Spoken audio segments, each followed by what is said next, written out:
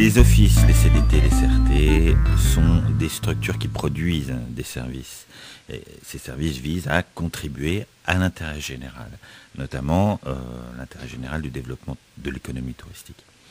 Alors ces services sont produits pour différentes cibles, qui sont les acteurs touristiques, les touristes eux-mêmes, les journalistes, les autocaristes, les groupes, les adhérents, les acteurs politiques, etc. Mais dans tous les cas de figure, il y a deux questions fondamentales qui se posent. C'est à quel coût produisons-nous les services que nous produisons ? Et deuxième question, c'est quelle est la contribution des services que nous produisons à l'économie territoriale ? Évaluamétris permet de répondre à ces deux questions. Alors, le protocole, le procédé pour y parvenir consiste à identifier le coût de l'action. Alors, prenons l'exemple d'une e-newsletter. Vous avez un certain nombre de dépenses qui sont, par exemple, les dépenses d'envoi, les dépenses de création. Éventuellement, vous travaillez avec une agence. Bon, ça constitue des coûts.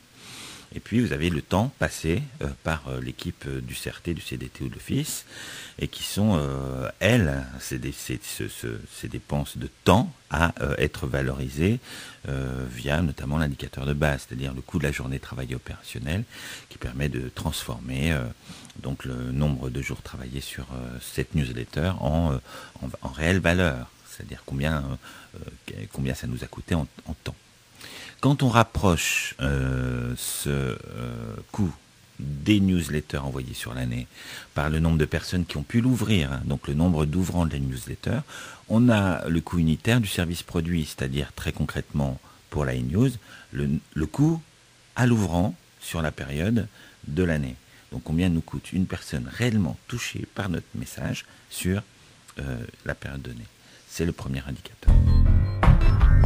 Chaque action, chaque service produit a son indicateur d'unité d'œuvre produite utile.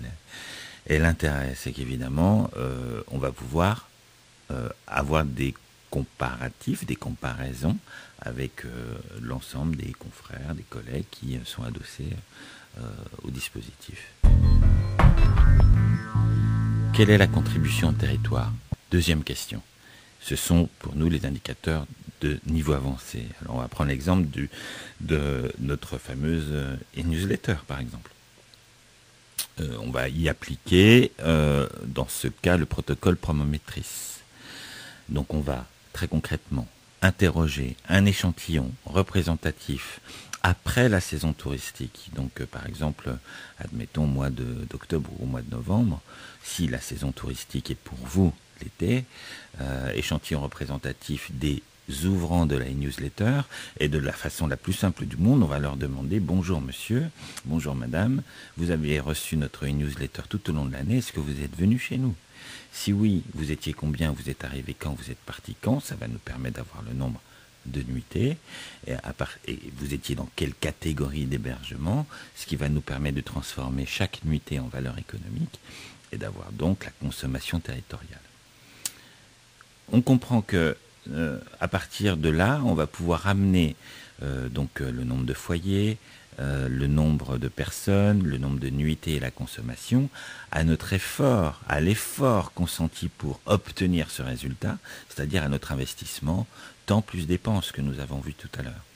Donc du coup, ça va nous permettre d'avoir le coût d'acquisition du touriste sur le territoire, le coût d'acquisition de la nuitée sur le territoire et le ROI, le retour sur investissement, c'est-à-dire la consommation touristique obtenue pour 1 euro investi dans cette opération. Là, nous avons pris l'exemple de la promotion, mais rappelons que chaque catégorie d'action, chaque service à ses indicateurs de niveau avancé, c'est-à-dire de résultats, c'est-à-dire de contribution à l'économie du territoire. Le résultat, c'est que la maîtrise de ces indicateurs invite la structure CRT, CDT, OT à tout France et ses collaborateurs, bien évidemment, à 4 points. Avant tout, ça invite à préciser les objectifs à atteindre, la nature des objectifs à atteindre. Est-ce qu'on fait cette action pour gagner en notoriété, pour gagner en image, pour gagner en consommation, pour gagner en qualité? Alors, il va de soi que cette clarté va amener l'adaptation des dispositifs à mettre en face. Et pas seulement en termes d'évaluation, dans la conception de l'action en elle-même. Et ça, déjà, c'est précieux. Deuxième utilité, ça va inviter de plus en plus, saison après saison, à chiffrer en termes d'objectifs. Et troisième point, évidemment, on va être amené à faire des indications, à avoir des repères, à faire des comparaisons entre l'année dernière ou la saison dernière et cette année, entre ce que nous produisons et ce que nous pouvons observer sur l'ensemble des adhérents au dispositif, etc., etc. Puis le dernier point, on va chercher à améliorer année après année les indicateurs, saison après saison.